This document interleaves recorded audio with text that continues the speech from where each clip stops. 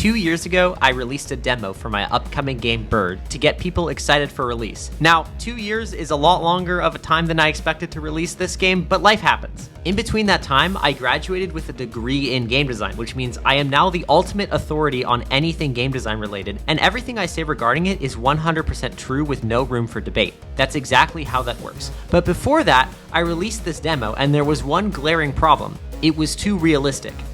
I'm serious. But first, you need to know some backstory. The most advanced math class I ever took was AP Calculus AB. It's also the most I've ever cried over homework, but that's besides the point. I realized two things from that class. One, I don't like math that much, and two, it made me grasp acceleration and velocity, which is extremely useful to understand in game development, especially for anything platforming related. Basically, acceleration is the derivative of velocity, and velocity is the derivative of position. And if you don't know what a derivative is, don't worry. I didn't either for a good chunk of the class, but the reason this is important for context is that it influenced my mindset of trying to apply acceleration to the player's physics instead of simpler constant speed changes. About a month before releasing the demo, aerial movement was doing weird stuff.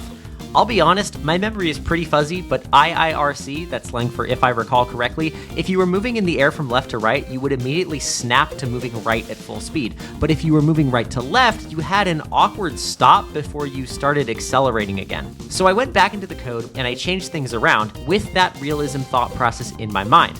I made it so that while in the air, if you held the move left or right inputs, it would accelerate you in that direction.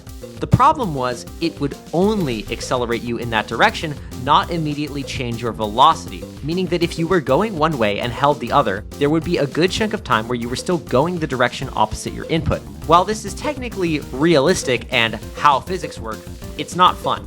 It's bad player feedback if your input isn't noticeable in a 300 millisecond window. I'm not just saying that, I learned it in my degree in game design. And yes, I will continue to flex this. It's going to be my version of working 20 years at Blizzard. I also got a minor in Japanese, so こんにちは皆さん、俺はティンです。丸ごとチーズの塊を食べたから、お腹がすごく痛いんです。What was I talking about? Oh yeah, the physics were closer to real life, but they weren't fun.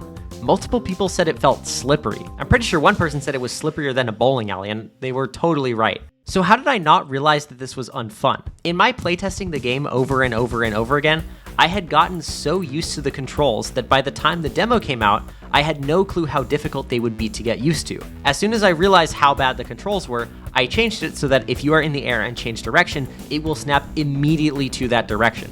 And it is so much better, it's cleaner, it's more intuitive, everything about it is a million times better.